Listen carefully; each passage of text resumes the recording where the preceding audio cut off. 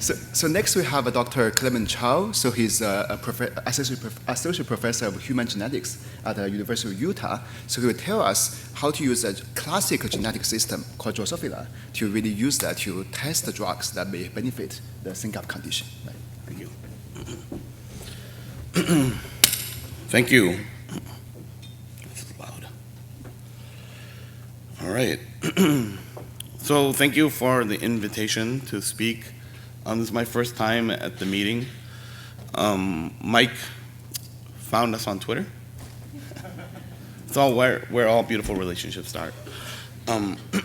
He found us on Twitter and saw me talking about some of the drug repurposing efforts we have in the lab and thought we might be able to help. And so this is work that's been done in the last 7 months or so in my lab, and you can see it's moved quite quickly, partially because of the tools we're able to use.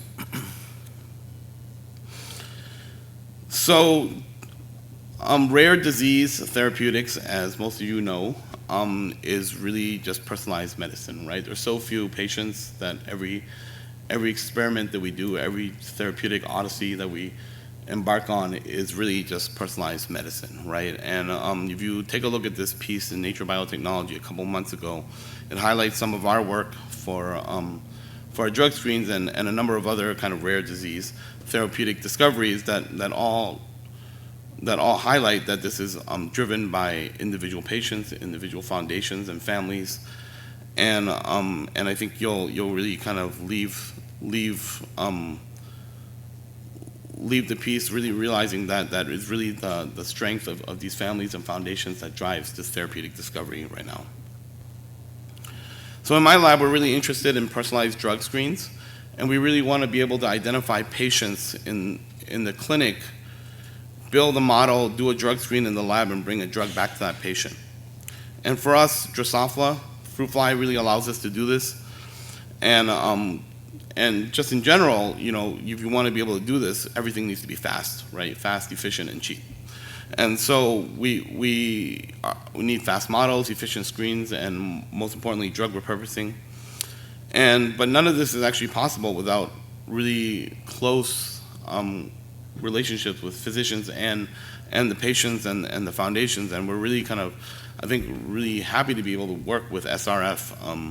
This foundation is a machine. It's more well-oiled than any other foundation I work with. So yes, you should be proud of that.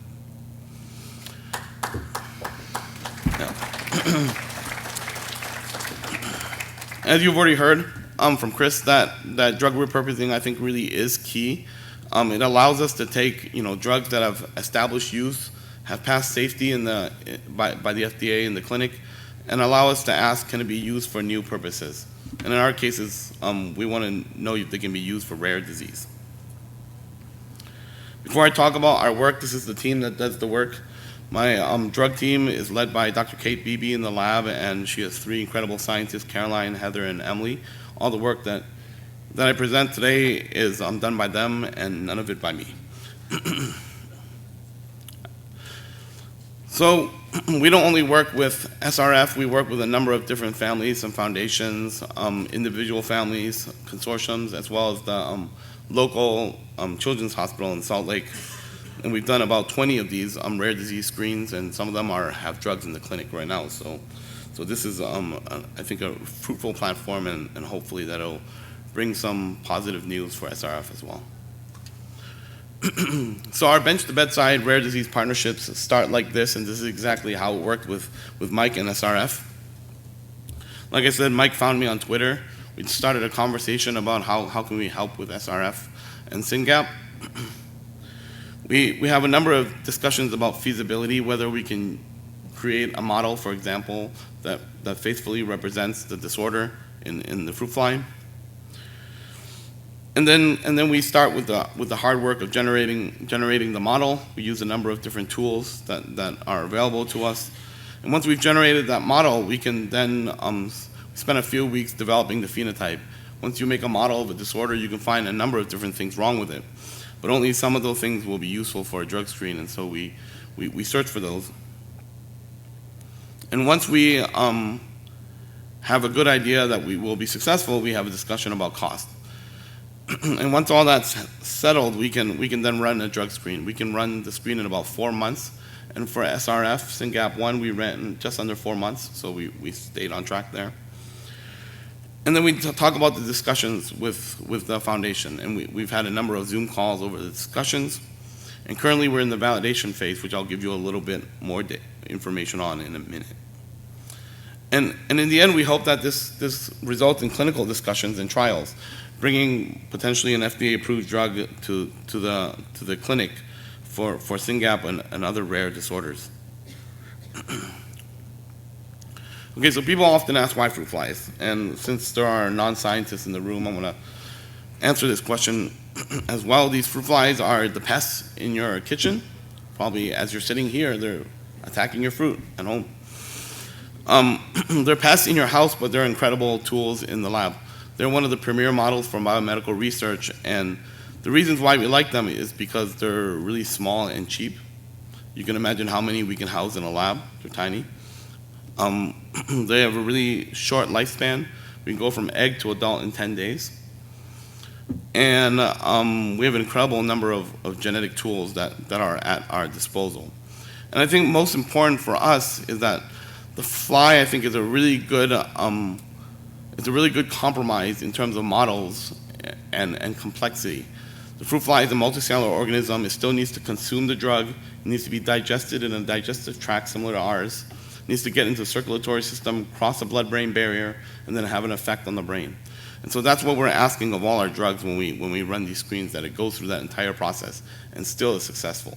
So I think it's a really good kind of compromise from super simple models to really complex models like mice. And specific to this kind of screen, tissue-specific tools allow flexibility, and so we are able to eliminate gene function in a specific tissue without killing the animal.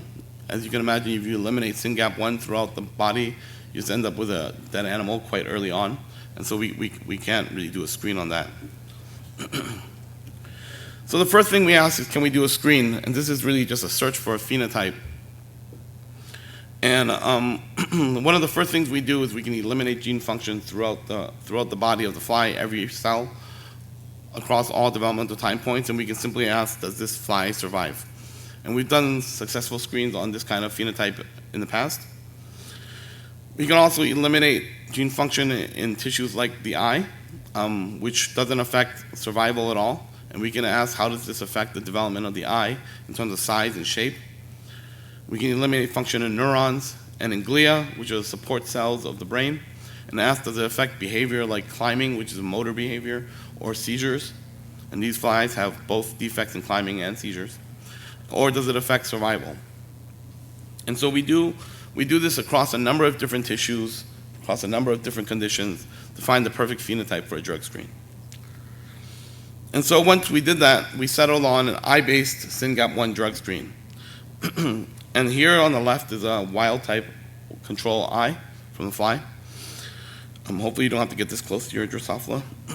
But when you eliminate Syngap from the eye, you can clearly see that it's smaller, more degenerate. It has less of that organized structure. And this is kind of the perfect phenotype for a screen. On the right here is quantification of what you can clearly see with your eyes, that it's much smaller and it's very separated from the healthy control eye. And so we're simply asking, can a drug move the Syngap1 eye closer to control healthy wild-type eye? It's a very simple screen, and this is what we did our analysis on. And so the workflow is really simple. We use the Presswick Chemical Library, which is 1,500 FDA-approved drugs. We put these drugs in vials, allow the flies to develop on the drug food, and then we simply ask, how does it affect the eye phenotype? We collect a number of flies from each vial, and this part is automated, so you don't have to worry too much about my sciences, but we collect, the fly eyes get imaged, and then they get quantified, and then we generate a z-score, which is basically a statistical representation of how far away the fly eye, the drug eye, is away from the non-treated Syngap eye. So that's the general workflow. This is what the data looks like. This is the entire screen, 1,500 drugs ranked from lowest to highest z-score. We set an arbitrary bar of z-score of 1 as our cutoff. I'll get back to that in a second. On top are the suppressors, drugs that improve the phenotype, and on the bottom are enhancers, drugs that worsen the phenotype. And for those who are interested, this is how the breakdown of hits based on z-score is. At a breakdown of 1, which is the red line, we have 90 positive hits. At 1.5, we have 23, and at 2, we have 6. One of the reasons why we set a lower than normal cutoff is because this is actually a less successful drug screen than normal. We usually have more hits than this, above 2. And but nevertheless, I think we found some really interesting hits. Again, for those who can easily identify drugs, these are the top 5 hits from the screen. I'm going to touch on a couple drug names in the next few minutes. And we've shared the list with Mike and SRF, and I'm happy to discuss kind of any of the hits afterwards. So once we complete a screen, one of the things we need to do is just see what we find, right? We want to know whether we see enrichment in a specific class or specific drug structure, for example, and that should tell us about biology and potential paths forward. So one of the things we observed, we hit 11 steroid or steroid derivatives, 8 NSAIDs, which are non-steroidal anti-inflammatory drugs, found in your medicine cabinet, for example. 4 histamine antagonists. These are drugs that block the effect of histamine. And when you, in the past, we've hit each of these categories independently in the drug screen, but we've never hit them all together. And together, these 3 pathways really suggest maybe there's an anti-inflammatory effect that protects or can rescue the SYNGAP1 defect. And so we're kind of going down that route right now. But we also identified a number of vitamins which we've never found in other screens, including vitamin D, D3, and A, all of which have positive effects in our screen. And the other thing we like to look at is how available these drugs are. And in fact, 16 of our drugs are over the counter, and you could go to CVS and buy them today if you wanted. And so that's really important because we want to find drugs that are easily accessible and can be rapidly administered if possible. Some of these include aspirin, Delsum, and Zantac. You can recognize all these names. I'm also happy to share any of this list again with the community. Okay, so we're currently in progress with hit validation. I was hoping to have this done, but you know how things go sometimes. With hit validation, we start with prioritization. We can't validate everything. There are a lot of hits. So we prioritize based on mechanism of action, availability, in terms of being over the counter or being easily prescribed, and pediatric safety. Just because the drug is FDA approved doesn't mean you want to give it to a kid or a medically fragile kid, so we consider all these things. Then we retest with a new drug source. We don't want to depend on just one particular formulation and company for its effect, so we make sure that we can see the same effect from a different company. We do a dose curve to look at whether it works better at higher or lower doses. And then we do all this on the eye phenotype that I just described. And once that all checks out, we can actually go back and use some of the other phenotypes we developed that weren't appropriate for drug screen but can be easily used for something like this. And so just hot off the presses, this was just done in the past few days. Here are a number of drugs that are validated in our validation test.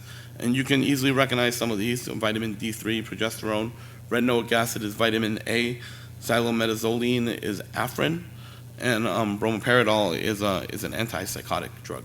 But you can see across the board that all of these, compared to the dark box on the right, on the left, the no drug control, that they all move the eye in a positive direction. They're bigger. The eyes develop bigger when you grow these SYNGAP1 flies on these drugs. I wanted to end by highlighting one particular molecule which I think is particularly exciting, which is N-acetyl-L-leucine. This is a structure on the left, and you can see compared to no drug control, which is the dark box, it rescues the eye phenotype across 3 different concentrations, 1, 5, and 25 micromolar, so it's quite a strong rescue effect. And the reason why N-acetylleucine is interesting is because it's actually just a natural metabolite of L-leucine, and leucine is a amino acid in the body. And the effect of taking N-acetyl-L-leucine is that it just provides more leucine to the cells.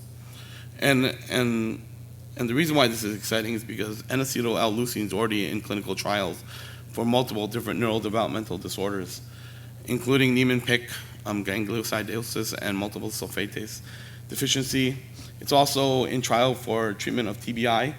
The mechanism is not clear about what it's doing for TBI. It looks like it's probably anti-inflammatory.